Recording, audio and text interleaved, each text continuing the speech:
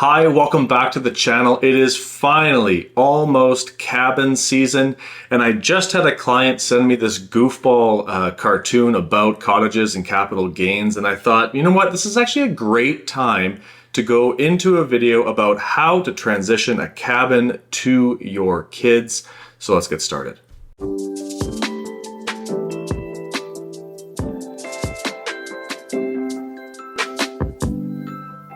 In this video, we'll go through a real world example. In this example, the summary of the assumptions is up here. It transitioned to the current owner about 24 years ago, back in 2000. At the time, the cabin was worth about $40,000, and today it's worth around $300,000.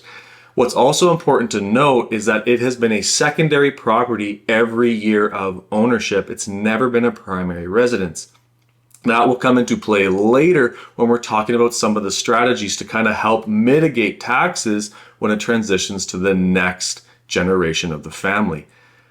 Cabins are often so full of great memories that I know they become emotional time bombs when it comes to the estate. You need to be having conversations. If you have a cabin and you want to transition it to your kids, you need to be having conversations early, in my opinion.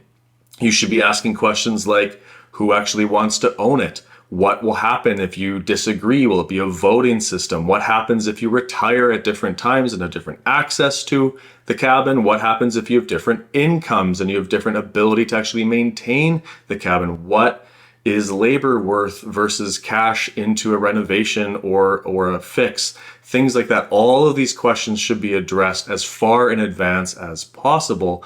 But the focus for the rest of this video is just about how you can get the cottage to that next generation and maybe save yourself some taxes. So the first way you can transition the cabin to the next generation is the way that probably the vast majority of people actually do it, and that's through the will. And there are pros and cons to all the different options on this list. And starting with the will option, the pros include there's no cash needed right now, which is great, but the cons include that there will be cash needed at the time of estate. The cabin will have as much gain as is possible. It'll be the maximum amount of gain if it waits until you pass away down the road. And then it becomes a question of whether or not there's enough cash in the estate to actually handle that transaction. Because if that tax bill is large, and we'll go into the actual example in a minute here, where in the estate it's about $100,000 of tax, someone has to pay that before that cabin can actually become the owned property of that next generation. So for the will option, if that's what you want to do with the cabin, what solution is there to get around this problem? And the simplest is probably insurance. Oftentimes a joint last to die insurance policy on the two owners, if there are two owners, or just a simple insurance policy if there's one, can be a solution that is cost effective. You're essentially transferring your risk to the insurance company. We know you're going to die. Statistically speaking, that's still a 100% certainty. So you take out a policy for maybe a couple $100s a month, maybe as high as $1,000 a month, if depending on your age and health circumstances. But you have a set price, and then $100 or maybe more $1,000 transitions into your estate at time of death, and we'll just handle that tax bill. So that's kind of the way most people go about it. The second way I see some people transitioning cabins is by gifting it early. Now here again, there's pros and cons. The main pro is that you're essentially stopping the gain on your generation worth of gain. So in this case, the client got it for $40,000. It's currently worth $300,000. If they transitioned it now, it's worth that $300,000. None of the future gain falls on that person's tax liability. It goes to the next generation earlier. The cons, of course, is that there's going to be cash needed now, and then it becomes a discussion of who's paying that bill. You may have seen in the news in the last couple of weeks, there was that story coming out of Toronto where a woman gifted two lots to her kid and I think grandkid as well, and was shocked by the capital gains tax bill that she got, which I think that's impossible. There's too many professionals involved by that point. I think she would have been well informed, but that's neither here nor there. But the argument came to, well, who's paying that bill? And it'd be the exact same thing if you gifted a cabin early. Now, the solutions here are not the same, right? Insurance doesn't really help in this case because no one's passing away. And there's one other key aspect to this that you need to make sure, if this is the route you're going, that you follow, and it's that you gift the cabin. You do not sell it for below the market value. As an example, if your cabin is worth, let's say, $500,000 and you gift it, that is what's called a deemed disposition. So you have to pay taxes on the difference between the fair market value and the ACB at the time of transaction. And again, it's a conversation of who actually pays that. But if you were to sell the cottage for $1 to the next generation, you still are paying taxes at the deemed fair market value, but your child now has an ACB of $1, whereas if you gifted it to them, their ACB, or adjusted cost base, sorry, I should have said that earlier, is the fair market value at that time. So if you think about it another 30, 40 years out, if in that case or that example, their adjusted cost base is 500 grand versus $1, their future capital gains tax will be significantly different. So don't sell a cabin to your kids for $1 or anything below fair market value. Just gift it to them or sell it to them at fair market value. The third way I see lots of people transitioning cabins, and this is certainly a conversation I've had within even my own family, is bringing in the next generation as joint owners. But I want to be clear, adding joint owners is also a deemed disposition. So even if you gift it to the next generation now, or you create a joint ownership scenario, the taxes still will be payable now based on the fair market value. The nice thing about being a joint owner is you still have some control over the cabin, and it bypasses the estate tax or probate because they're already owners on paper. Now, because doing a joint ownership scenario is pretty much exactly the same as gifting it to them, it's just that you maintain some control. The pros and the cons are pretty much exactly the same. You're stalling the growth in terms of taxation on your head, but there still will be cash needed now. And again, who's paying that tax bill? The last option, or option number 4 that I've seen, and it's starting to gain a little bit of traction, is to have the cabin go into an inter vivos or living trust. And essentially what happens is the trust becomes the owner of the cabin. Once again, it's a deemed disposition now when you transition it into the trust. So again, there has to be cash out of pocket now, and who's going to pay that? And the other con with the trust is that within a trust, every 21 years, there's a deemed disposition. So every 21 years, there'll be a capital gains tax. Now, is it beneficial to pay capital gains tax every 21 years versus maybe once 40 years out from now? That could be case by case, and I'm not going to dive into the math of that too much right now. It's just more of an interesting case in that regard. What could be nice about the trust route is if there's multiple owners in that next generation, that way the trust is the real owner. It possibly protects you a little bit more from spouses having access to the cabin and stuff like that. But realistically, if you're transitioning the cabin now, whether it be joint owner, whether it be gifting it, or even in the will, you can get around that a little bit simply by just naming the biological children in there. There's some gray area there, certainly. And if you're a lawyer and you want to weigh in on that in the comments, feel free to. I'm happy to learn in that way. From here, I want to actually jump into a spreadsheet, and I have a couple of different options, and I want to go through one of the options that may or may not apply that can actually help save on taxes pretty significantly, but you have to meet some pretty specific criteria. So let's jump in. All right, so let's go through the actual numbers here. And so for this client, I have them being age 48 back in 2000 when they inherited this cabin through an estate. At the time, the fair market value was $40,000.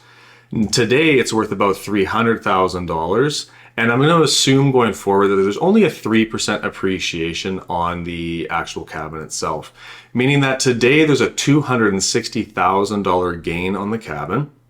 And I'm already factoring in the new capital gains taxation rules in here. So the taxable capital gain, just a reminder, the first $250,000 is included at 50%. Anything above $250,000 is included at 2/3. So the taxable capital gain is $131,700, and taxes owing, assuming a 40% tax, is $52,680 if they happen to pass away today. Generally, when I'm calculating this kind of roughly on napkin math, so to speak, I'm using a 50% rate here. True to life is usually somewhere between high 30s and high 40s, so I just wanted to go with 40% for the illustration. Now, assuming we go the will route and this client passes away at age 90, we're looking at a cabin that's fair market value has grown all the way to $510,700, meaning that the gain is $470,000. Now, I'm also assuming at this point there's no renovations and there's no tracking of expenses or anything like that going forward for renovations. Of course, that may or may not change the actual situation, but for the illustration, I'm assuming there's none of that.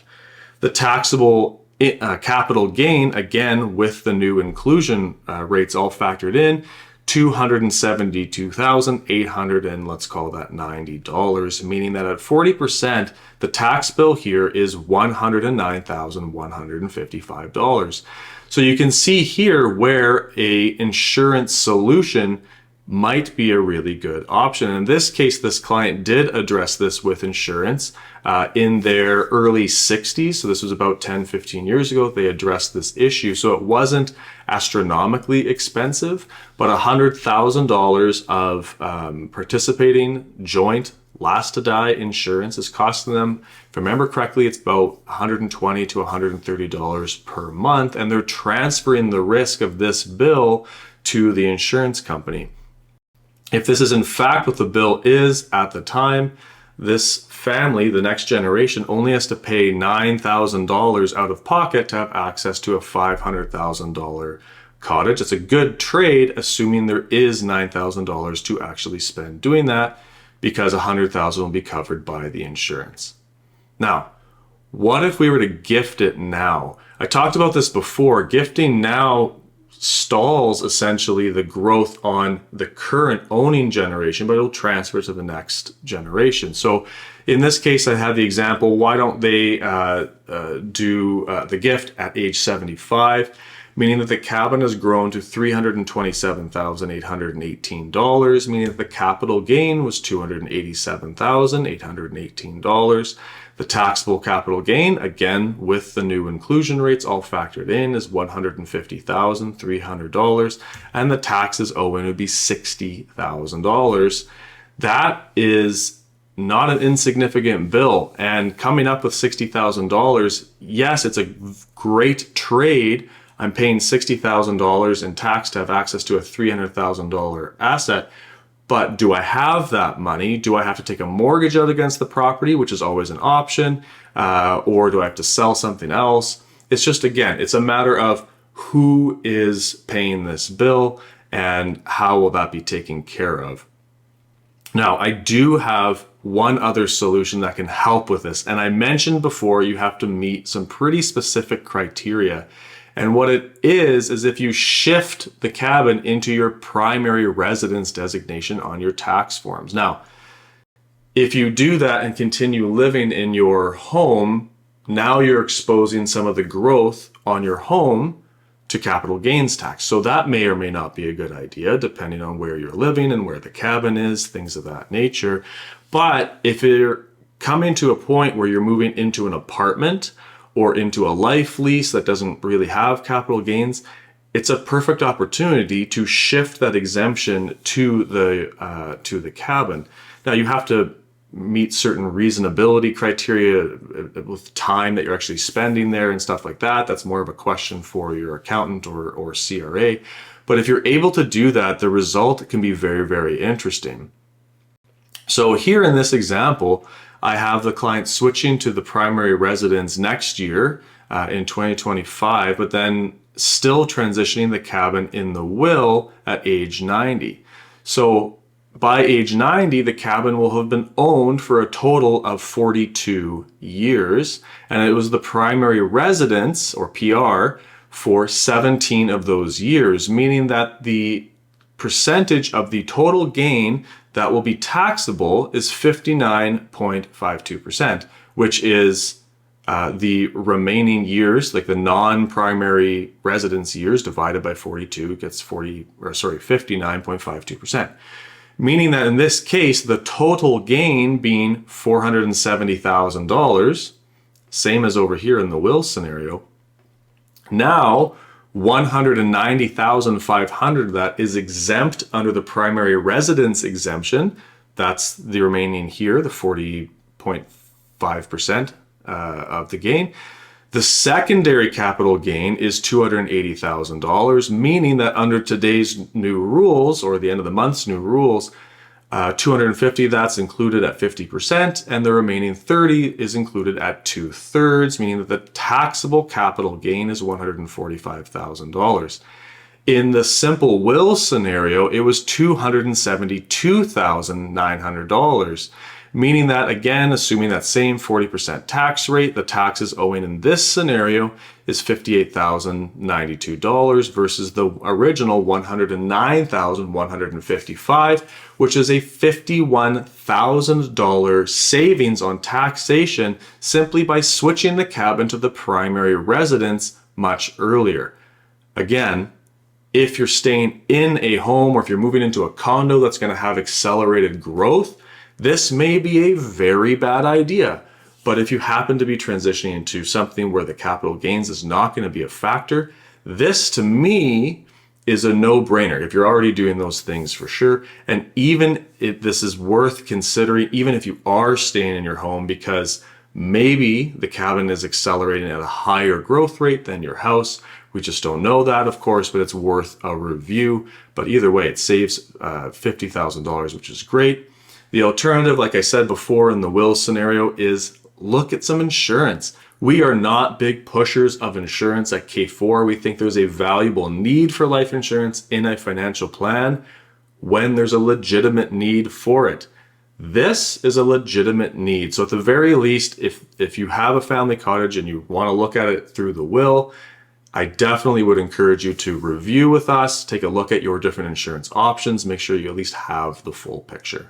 All right, so there was 4 different ways you can transition your cabin to the next generation, along with a couple solutions to help mitigate the tax burden on those kids. If it's time for you to review your financial situation and maybe your estate plan for a cottage, there'll be a link in the description below that'll come directly to me. I'd be happy to help. Until next time, keep planning.